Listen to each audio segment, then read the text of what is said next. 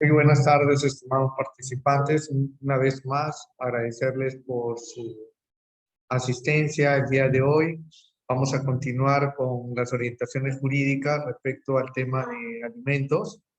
El día de hoy, como corresponde, hablaremos sobre la competencia del proceso de alimentos.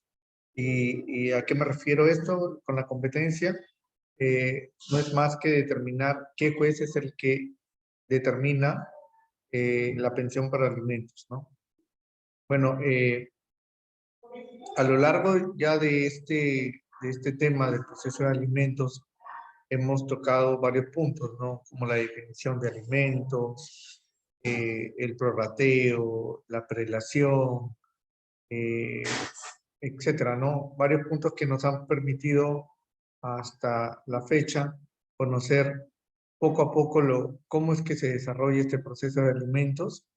Y ya en la última sesión, que es en la semana 12, nosotros vamos a ver cuál es el delito que se comete de las personas que están obligadas a una pensión alimenticia, para cuando ellos no cumplen, cuál es el delito que se comete y por el cual pueden pasar un tiempo en cárcel. Este es orientaciones jurídicas, lo hago en el curso de Responsabilidad Social de la Universidad Católica Los Ángeles. Mi nombre es Fernando Peña, soy alumno del 8º ciclo de Derecho. Bueno, en cuanto a la competencia del proceso de alimentos, los jueces competentes para conocer el proceso de alimentos es el juez de paz letrado, ¿no? Dentro de la estructura del Poder Judicial encontramos el juez de paz, que es una persona que no es un abogado, pero que resuelve asuntos de menor cuantía y que su función es básicamente la de conciliar algún conflicto que se presente en una determinada localidad donde no hay, no hay un juez de paz letrado. El juez de paz letrado, si es un abogado, en este caso él es el que ve estos asuntos de los procesos de alimentos. Ahora, lo siguiente que vamos a poder saber es cómo se da el trámite de la demanda, ¿no? El trámite de la demanda para lo que es el proceso de alimentos, se puede desarrollar bajo dos tipos de procesos. Un proceso sumarísimo y lo que es un proceso único. ¿Cuál es la diferencia entre ambos? En que el proceso sumarísimo es un proceso breve, es corto, ¿no? Y el proceso único es un poco más largo, ¿no? Esa es la diferencia entre ambos procesos. Entonces, el proceso sumarísimo que se desprende del Código Procesal Civil es para los alimentistas, o los menores o los niños que son mayores de edad, con o sin reconocimiento del vínculo familiar. La demanda se solicita ante el juez de paz de letrado. ¿Pero qué significa esto? De que si alguna persona mayor de edad, así se le reconozca el vínculo familiar con el obligado, es decir, si es hijo o es cónyuge, la demanda se va a solicitar ante el juez de paz letrado bajo este proceso sumarísimo, que no debe de exceder en teoría más de 30 días para la resolución de la sentencia. El proceso único que está contemplado o que se contempla en el Código del Niño y Adolescente es cuando el alimentista es menor de edad, también con o sin el reconocimiento del vínculo familiar, y la demanda, al igual que en el proceso sumarísimo, como les había mencionado, se da en el juez, mediante el juez de paz letrado. Entonces, la única diferencia entre esos procesos es si el niño es mayor, si la persona es mayor de edad o es menor de edad. Va a depender de eso para poder desarrollarse lo que es la vía del proceso. En cuanto a la competencia especial en estos casos,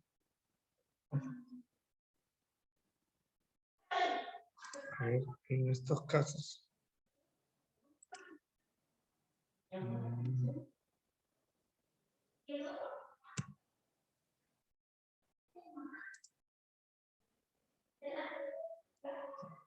La competencia en el caso de estos procesos de alimentos, debemos de tener en cuenta además de quién es el juez que ve este tipo de procesos, en base a qué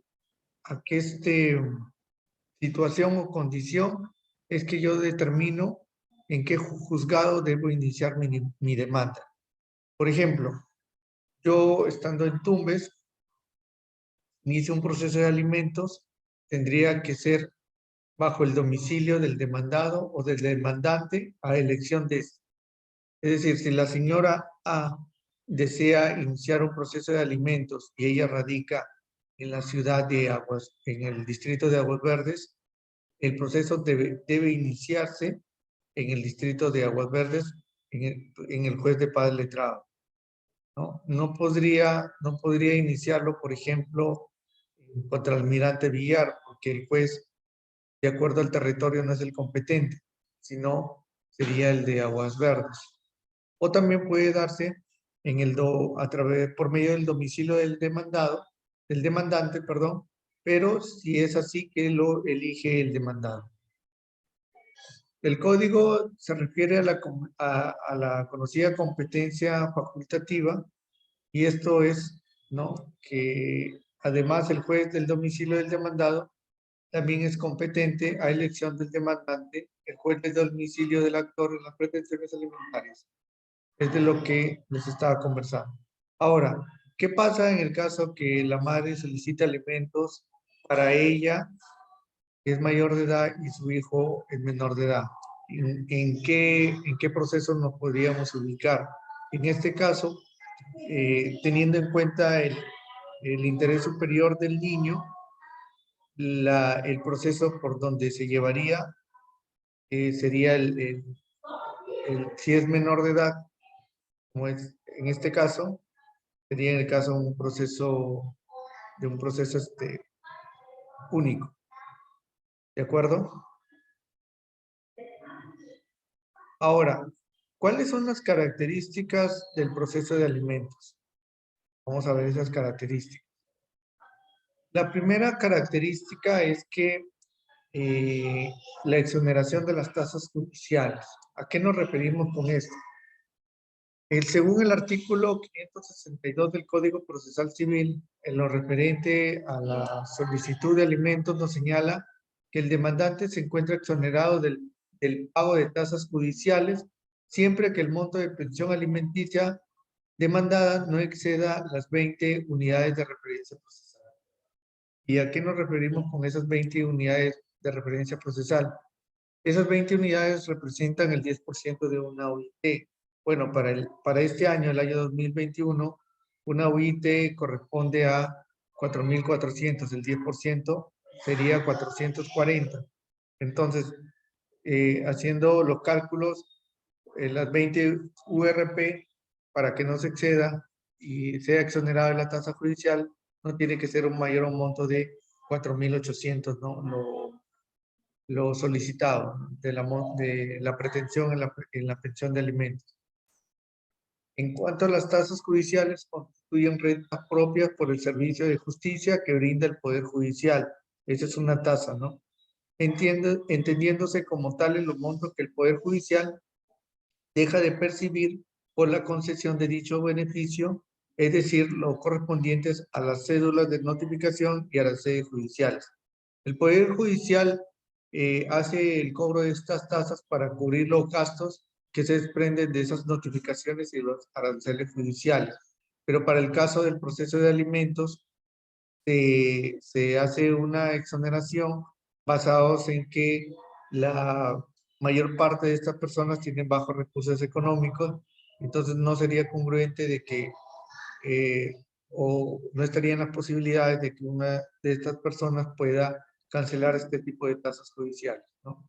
Entonces, también podemos ver que el artículo 24 de la Ley Orgánica del Poder Judicial señala que la administración de justicia es gratuita para las personas de escasos recursos económicos y para todos los casos expresamente previstos en esta ley. ¿De acuerdo? Ahora, en cuanto a las medidas cautelares que también se pueden dar en un proceso de alimentos, tenemos el artículo 675, que nos dice que el proceso sobre prestación de alimentos procede la medida de asignación anticipada de alimentos. Es una medida cautelar cuando es requerida por los ascendientes, por el cónyuge, por los hijos menores con indubitable relación familiar o por los hijos mayores de edad, de acuerdo con lo previsto en los artículos 424, 473 y 483 del Código Civil. Es decir, que una medida cautelar lo puede solicitar de acuerdo al parentesco que tengan con el obligado, estas personas que les acabo de mencionar, y cuando no exista duda en la relación familiar. ¿Cuáles son las características que tienen estas medidas cautelares? La primera de ellas es la sumariedad, porque se concede la medida sin oír ni citar a la parte contraria, ¿no? El juez, sobre la presentación de los medios probatorios que pueda alcanzar el demandante, puede dictar esta medida cautelar con la finalidad de asegurar el monto de la pretensión. Entonces, esto no exime que el juez lo pueda rechazar. El juez puede que la valoración que haga de los medios probatorios que alcance la parte demandante no resulten suficientes y desestime esa medida cautelar, pero debemos tener presente que esa medida cautelar es muy independiente del proceso principal, ¿no? El proceso principal va a seguir más allá que se rechace o no la medida cautelar. Y la otra característica es la ausencia de los principios de bilateralidad y contradicción, ¿no? Porque la medida cautelar se concede con solo el pedido de una parte y sin el derecho de contradicción por parte del demandante. O sea, en ese momento que solicita la medida cautelar, como les mencionaba, la parte demandada no va a ser escuchada. Sin embargo, ya en el juicio principal puede alegar los motivos por los cuales sería injustificado lo que es la medida cautelar. Estas medidas cautelares, les menciono que es el peticionario de la medida cautelar puede embargar o secuestrar cualquier bien del ejecutado que asegure la eficacia de la pretensión principal, y la diferencia con la ejecución de la sentencia es que solo se puede ejecutar lo que el fallo disponga. En estas medidas cautelares, por ejemplo, si el obligado representa un riesgo para no cumplir con su obligación, el juez, con escuchar y con los medios probatorios de una de las partes del demandante, puede ordenar, embargar o secuestrar algún bien con la finalidad de que se asegure la pretensión principal. O sea, lo que busca no es que el bien pase a ser propiedad del demandante. Eso no es lo que se busca con esta medida cautelar, sino solamente que sirva como una garantía para que el obligado pueda cumplir en un futuro con la sentencia que el juez le imponga. Si el juez y el obligado cumple con su obligación, no va a ser necesaria la medida cautelar. Ahora, en cuanto a la prohibición de ausencia del demandado, ¿qué significa esto, no? A pedido de parte y cuando se acredite de manera indubitable el vínculo familiar, el juez puede prohibir al demandado ausentarse del país mientras no esté garantizado debidamente el cumplimiento de la asignación anticipada o pensión alimentaria. Esta prohibición se aplica independientemente de que se haya venido produciendo el cumplimiento de la asignación anticipada o pensión alimentaria. Para efectos de dar cumplimiento a la prohibición, el juez cursa oficio a las autoridades competentes. Cuando hablamos de asignación anticipada, es en aquellos casos en los que el juez señala que el obligado deba cumplir con el pago de pensiones adelantadas con la finalidad de asegurar la pretensión cuando exista dudas de que esta persona pueda cumplir o pueda huir del país. Entonces, bajo esa figura de la asignación anticipada o de la pensión alimentaria, es que el juez puede restringir el libre tránsito de estas personas que están en un proceso de alimentos con la finalidad de que ellos no evadan el cumplimiento de la pensión alimentaria, ¿no? Por ello es que, como dicen, según el artículo 563, puede disponer a las autoridades competentes como la Policía Nacional, Migraciones, para que esta persona no pueda salir del país. Siempre y cuando, como les repito, haya indicio o se demuestre que esta persona tiene un alto riesgo de no cumplir con su obligación. No a todas las personas dentro de un proceso de alimentos se les va a otorgar lo que es una medida cautelar o una imposibilidad para poder desplazarse dentro del territorio. Esta medida es variable, como toda medida cautelar, por tanto el juez puede levantar dicho impedimento si el demandado garantiza debidamente el cumplimiento de la asignación anticipada. Esta garantía puede darse en forma personal a través de la fianza o de índole real a través de la hipoteca, renta o usufructo. Y él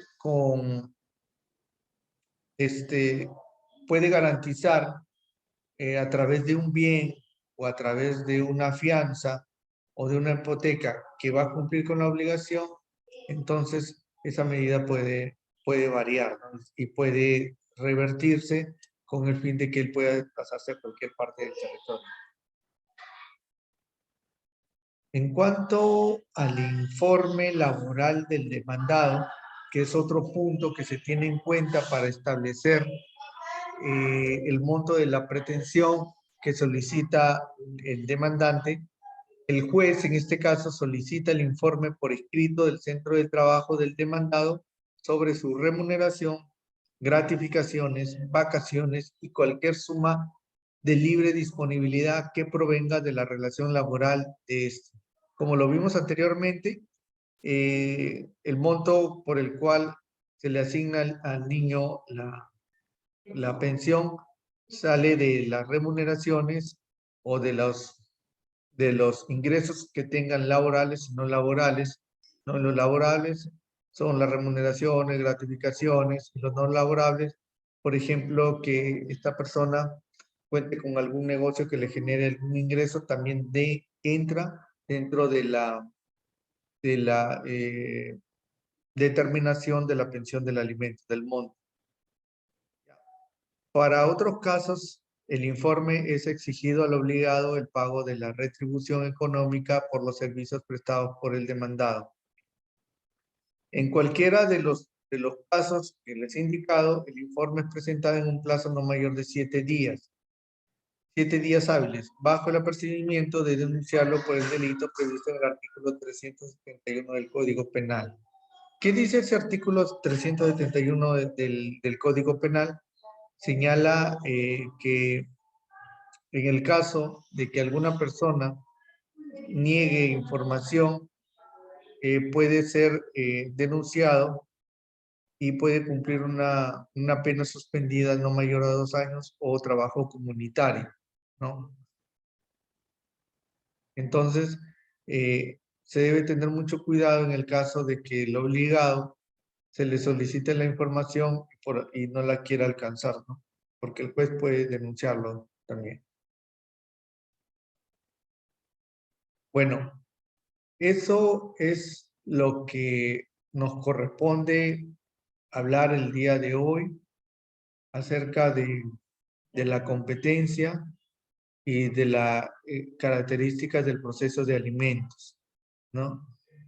Ya como podemos ver, hemos ido avanzando poco a poco el desarrollo de este amplio tema para que ustedes conozcan cómo es que en realidad se desenvuelve un proceso de alimento, ¿no? Ya en la siguiente clase vamos a ir hablando y otro punto que nos va a ir permitiendo conocer aún más sobre lo que es en sí el proceso de alimento, hasta llegar a la parte, el siguiente tema, a ver, vamos a hablar sobre, estamos en el tema 7, sobre en el tema 9, procedimientos para interponer la demanda por pensión de alimentos. Y en ese procedimiento, en el procedimiento, ¿qué es lo que contempla? Vamos a ver. A ver. Acá. En el procedimiento ya vamos a ver el trámite, cuáles son los requisitos para poder entablar la demanda de alimentos. Vamos a hablar de la presentación de la demanda, de lo que es los requisitos de la demanda, los anexos que se deben contener la demanda, la calificación de la demanda que realiza el juez para determinar si es admisible o no, la improcedencia, vamos a hablar el emplazamiento de la demanda, luego la contestación de la demanda por parte del demandante, del demandado, y vamos a hablar de la audiencia, cómo se desarrolla la audiencia única, la actuación de los medios probatorios por cada una de las partes y la sentencia, ¿no? La sentencia que puede ser condenatoria o absolutoria, dependiendo del cómo se haya llevado en sí el proceso, las instituciones que están involucradas en los procesos de alimentos, y le voy a mostrar sobre un modelo de la demanda. Entonces, en la próxima clase ya vamos a entrar en sí al desarrollo de este tema que va a ser muy interesante para que ustedes conozcan ampliamente cómo es que se desarrolla, ¿sí? No sé si alguien de ustedes tenga alguna pregunta que hacer en relación a lo que hemos estado conversando. Sobre cualquier punto que ustedes tengan duda, podría ayudar a algún caso que ustedes tengan pendiente, quieran saber. A ver, hacen una pregunta. Buenas tardes, en el caso que la persona no tenga un trabajo fijo, solo independencia, pero que no está a su nombre ya, en los casos en que las personas no cuenten con una remuneración fija, que sean independientes, ahí tenemos que ver eh, dos situaciones. La primera es que si es un trabajador independiente, él es con negocio propio o sin negocio, ¿no? En el caso que tenga un negocio propio, tendría que solicitársele, como le digo, al demandado información sobre su negocio bajo el apercibimiento que si no lo alcanza puede ser denunciado por el delito que les mencioné. Y si es un trabajador independiente sin negocio, por ejemplo, un taxista, un mototaxista, no sé, un vendedor ambulante, el monto que se establece es sobre la remuneración mínima vital. Sobre eso monto se hace el cálculo de la pensión de alimentos.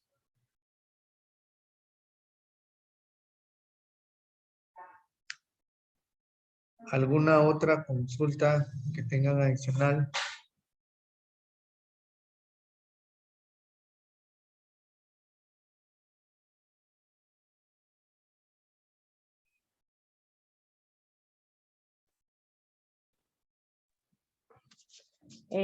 Fernando, Sí. cuando yo me separé, yo fui a demandar a mi ex marido y en el juzgado de paz letrado, ¿no? Me pidieron que yo dé 5 soles para ir a dejar o sea, como decir, ¿cómo se le dice a los que van a dejar así los... Notificador. Notificador, 5 soles al notificador. ¿Por qué se da esta situación? ¿Sí se le debe dar los 5 soles al notificador o es porque ellos cobraban así aparte, 5 soles? Que No, es al gratuito, no, notificador no le paga el gobierno, es gratuito. el notificador no trabaja Claro, el es notificador gratuito. es un trabajador del Poder Judicial y él es el que tiene que realizar la notificación. Y como les mencioné, de acuerdo a este tipo de procesos, es que es gratuito, ¿no? Se le exonera de las tasas judiciales. O sea que sí era, o sea, obligatorio dar. No es obligatorio, te estoy mencionando, no es obligatorio. El proceso de alimentos exoneran al demandante de estos pagos de 5 tasas soles judiciales, pero si es que el obligado está, o si es que, el demandado es el que asume ese gasto al final de la sentencia. pero a mí me lo cobraron los 5 soles. Es que si uno realiza una demanda de alimentos es porque necesita, no porque le sobra la plata. Y entonces, encima de que uno Claro, pero, o sea, ahí tiene que dejarle los 5 soles a esa persona. Sí. Y dime, él no y por debió pedir ejemplo, los 5 soles, debió hacerlo porque es parte de su trabajo. sí, y dime, ¿y qué abogado ve un juicio de alimentos? Porque cada vez que iba, te dan una hora, de 8 a 9, tienes que ir. Si no estuviste, el juez se va al penal, porque así me sucedía. Tenía que estar de 8 a 9, si no estaba, ya el juez ya se iba al penal, porque tenía juicios en el penal. O sea, el juez no es simplemente para alimentos y hay otro juez No, para lo penal, o es el mismo juez no, para todo. claro, es que por la carga procesal que hay aquí en Tumbes, un juez ve varios casos, no solo de alimentos, no ve Sí, de otros procesos civiles, ¿no? Divorcios, desalojos, penales, pero el juez de paz letrado debe más esos temas. sí, acá en Tumbes así tienes que ir cuando tienes juicio de alimentos, tienes que ir de 8 a 9. Y si no vas hasta esa hora, ya te quedaste sin que te vea el caso el juez, porque se va al penal, porque ya tiene otros juicios. Claro, ya es que Sí, el tiempo, por eso establece una hora de la audiencia, ¿no? Y esa sí. hora tiene que darse en ese tiempo.